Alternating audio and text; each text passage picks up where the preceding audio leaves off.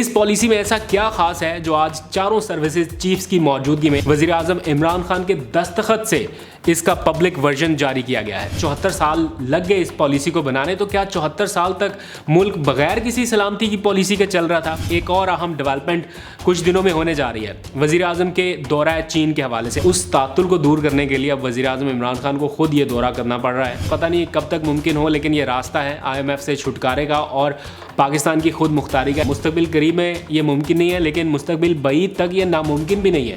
بسم اللہ الرحمن الرحیم، السلام علیکم، میں ہوں عبد القادر اور آپ دیکھ رہے ہیں آپ کا اپنا یوٹیوب چینل۔ آج تاریخ ہے 14 جنوری اور دن ہے جمعہ المبارک کا۔ کل کے آؤٹ ڈور ولاگ کے بعد آج کی اہم خبریں اسٹوڈیو سے۔ کل کا ولاگ تھوڑا طویل دورانیہ کا اس لیے بھی تھا کیونکہ میں چاہتا تھا کہ آپ کو پارلیمنٹ کی راہداریوں میں ہونے والی قانون سازی کے مراحل کے دوران جو کچھ مناظر رہتے ہیں وہ دکھا سکوں، جو عموماً ٹیلی ویژن پر آپ کو نظر نہیں آتے۔ آپ لوگوں نے پسند کیا، فیڈ بیک بھی دیا، اس پر آپ کا بہت شکریہ۔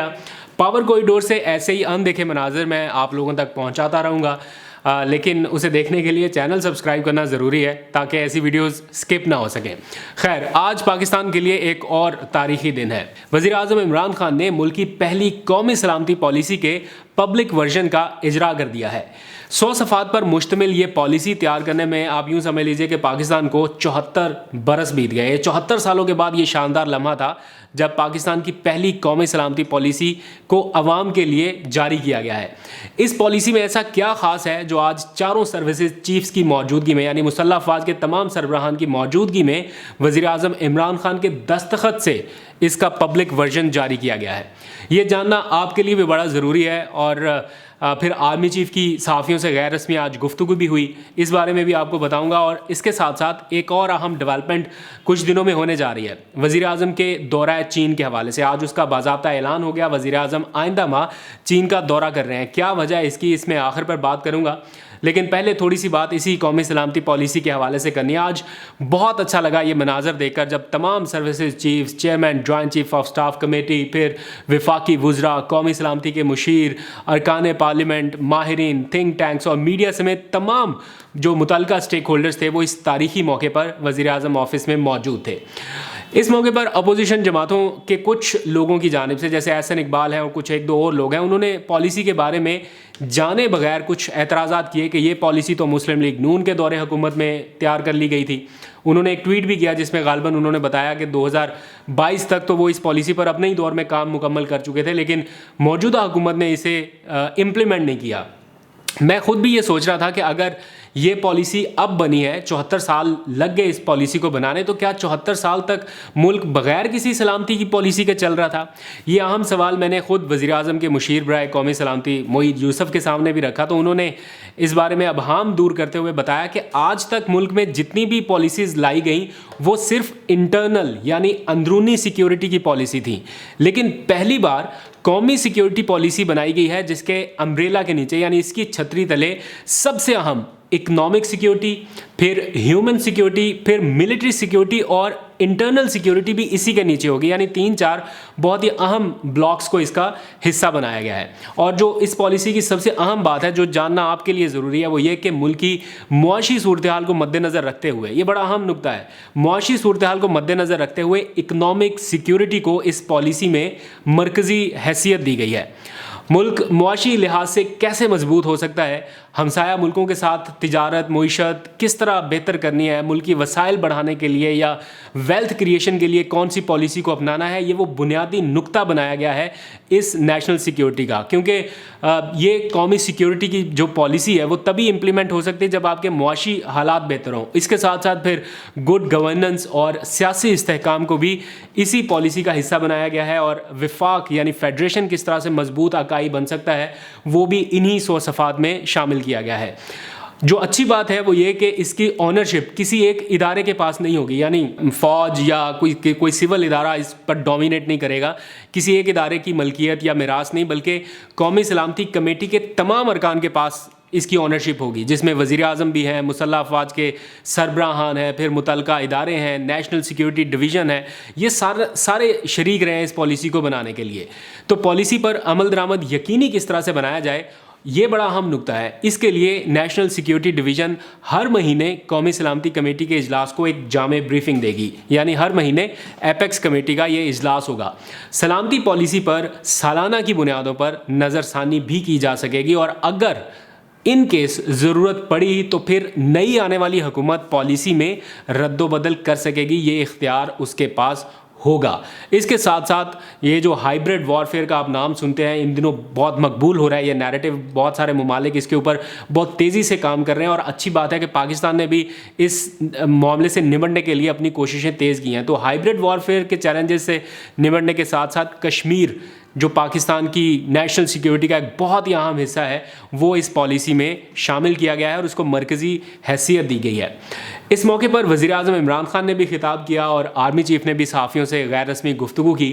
انہوں نے کیا کہا وہ میں آگے چل کے آپ کو بتاتا ہوں، لیکن وزیر اعظم عمران خان کی بات پہلے کرتے ہیں. انہوں نے کہا کہ ماضی میں کبھی بھی ہم نے ملک کو معاشی طور پر مستحکم نہیں بنایا. بات ان کی ٹھیک ہے، نہ پہلے تھا نہ اب ہے. اب بھی حالات تھوڑے نازک دکھائی دے رہے ہیں. تو معیشت کمزور ہو تو پھر ملک کی سیکیورٹی متاثر ہوتی ہے. وزیر اعظم نے تسلیم کیا. اور ایک بڑی اہم بات انہوں نے کہی کہ آئی ایم ایف کے پاس شوق سے کوئی نہیں جاتا، مجبوری سے جانا پڑتا ہے، کیونکہ آخر میں ہماری مدد کرنے والا بس آئی ایم ایف ہی رہ جاتا ہے، کیونکہ دوست ممالک سے بھی وہ مدد نہیں ملتی جس کی وہ توقع کرتے ہیں. تو جو ہمیں سب سے سستے قرضے دیتا ہے، بدلے میں ہمیں ان کی شرائط بھی ماننی پڑتی ہیں. اور ہم جب وہ شرائط مانتے ہیں تب ایک تو عوام کے اوپر بوجھ پڑتا ہے، اور کہیں نہ کہیں ملک کی سلامتی بھی متاثر ہوتی ہے. یا میں تو یہ کہوں گا کہ ایک طرح سے ایسی شرائط سامنے رکھی جاتی ہیں جن سے ملک کی سلامتی کمپرومائز بھی ہو سکتی ہے. لیکن الحمدللہ ایسی کوئی نوبت آئی نہیں، اور نہ انشاءاللہ آئے گی. ایسا ہی کچھ سوال کل پارلیمانی پارٹی کا جب اجلاس ہوا، جس میں پرویز خٹک نے بھی وہ سارا سین ہوا، اس میں نور عالم خان صاحب نے بھی کچھ سخت سوالات وزیر اعظم سے کیے تھے. اور پوچھا گیا تھا کہ کیا آئی ایم ایف سے قرض کے بدلے ہم اپنے ملکی اداروں کے اکاؤنٹس تک تو آئی ایم ایف کو رسائی نہیں دے رہے، یا کہیں ایسا تو نہیں ہے کہ جو ملکی ادارے ہیں سلامتی کے، ان کے اکاؤنٹس کا مکمل اختیار آئی ایم ایف کے پاس چلا جائے. تو پرائم منسٹر نے اس وقت بھی کہا تھا کہ میں واضح کر دینا چاہتا ہوں اور آپ تسلی رکھیں کہ ملک کی سلامتی اور سیکیورٹی کے منافی کوئی اقدام نہیں اٹھایا جائے گا. انہوں نے آج کا جو خطاب انہوں نے کیا، اس میں انہوں نے کہا کہ آج کی جو پالیسی ہے وہ ہماری سلامتی پر اثر انداز ہونے والے روایتی اور غیر روایتی مسائل کے حل کے لیے ہی تشکیل دی گئی ہے.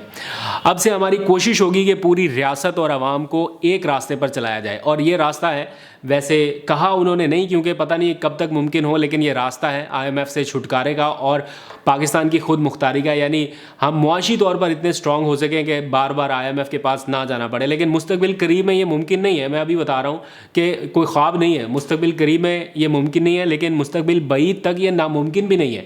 انشاءاللہ ہو سکتا ہے.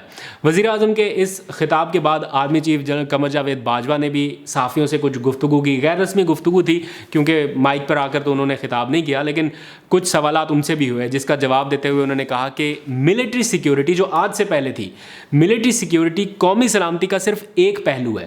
لیکن اس بار جو ہوا ہے، جو الگ ہوا ہے، وہ یہ کہ ملٹری سیکیورٹی سمیت تمام پہلوؤں پر مشتمل ایک جامع پالیسی تشکیل دی گئی ہے، جو کہ ایک زبردست اقدام ہے. انہوں نے کہا کہ 100 صفحات پر مشتمل یہ دستاویز قومی سلامتی کا تحفظ یقینی بنانے میں مددگار ثابت ہوگی. اللہ کرے اس پالیسی پر اس کی سپرٹ کے مطابق عمل درآمد ہو، تاکہ معاشی طور پر پاکستان مزید بہتر اور اسٹرانگ ہو، نہ صرف معاشی بلکہ سلامتی کے اعتبار سے بھی. تھوڑا آگے بڑھتے ہیں، بات کرتے ہیں وزیر اعظم عمران خان کے دورہ چین کے حوالے سے. وزیر اعظم آئندہ مہینے 3 روزہ دورے پر چین روانہ ہوں گے، جس کی تصدیق سرکاری سطح پر آج کر دی گئی ہے. وزیر اعظم جا تو رہے ہیں چینی صدر کے دعوت پر، اور بتایا یہ گیا ابھی تک کہ وہاں پر جو ونٹر اولمپکس ہونے والی ہیں 2022، ان میں وہ شرکت کریں گے. 20 فروری تک، شاید 4 سے 20 فروری تک یہ بیجنگ میں ہونی ہے ونٹر اولمپکس. اس دوران ان کی چینی صدر سے 1-on-1 ملاقات بھی ہونی ہے، اور ذرائع نے بتایا ہے کہ معاشی معاملات اس میں زیر بحث آئیں گے. اور پاکستان توقع بھی کر رہا ہے اور امکان بھی ہے کہ چین سے مزید $1 ارب حاصل کر لے گا. اس کی کوششیں بیک ڈور پہ ہو رہی ہیں کافی عرصے سے، لیکن کچھ معاملات میں تعطل ہے، اور اس تعطل کو دور کرنے کے لیے اب وزیر اعظم عمران خان کو خود یہ دورہ کرنا پڑ رہا ہے. اور ان کی جب چینی صدر سے ملاقات ہوگی تو اسی دورے کے دوران سی پیک سے متعلق کچھ معاملات ہیں وہ بھی زیر بحث آئیں گے. اگر کہیں پہ کچھ رکاوٹ ہے یا معاملہ رکا ہے تو کیوں رکا ہے، ان چیزوں کو تھوڑا بہتر بنایا جائے گا. फिर जो रूसी सदर हैं प्यूटन, उनसे भी उनकी मुलाकात का इम्कान है, क्योंकि अमेरिकन ब्लॉक इस विंटर ओलंपिक्स में इनवाइटेड नहीं है, तो पाकिस्तान, रूस, चीन, इनके ब्लॉक के हवाले से भी बातचीत का इम्कान है। और सी पैक के अगले फ़ेज़ को किस तरह से मौसर बनाना है, किसी और मुल्क को इसका हिस्सा बनाना है, शामिल करना है, इन सारे मामलों पर बात होगी। तो देखते हैं, चीन पहले भी हमारी मदद कर चुका है, इस बार क्या नया होता है वो बड़ा देखना दिलचस्प होगा। प्राइम मिनिस्टर आइंदा महीने ये दौरा कर रहे हैं, फरवरी के आगाज़ में ही। जो भी इस हवाले से डेवलपमेंट होगी वो मैं आपको बताते रहूँगा। कल का व्लॉग अगर आपने नहीं देखा, जो आउटडोर घूमने फिरने वाला था, तो उसको आप ज़रूर देखिएगा, आप इन्जॉय करेंगे, बिकॉज पावर कॉरिडोर से ऐसे मनाजर या ऐसी एक्सेस बहुत कम लोगों की रहती है। तो फर्दर भी आपको अपडेट करूँगा। अगर वीडियो पसंद आई है तो लाइक, सब्सक्राइब और शेयर ज़रूर कर दीजिएगा। अज़ान का वक्त है, मज़ीद बात फिर कभी करेंगे। अल्लाह हाफिज़।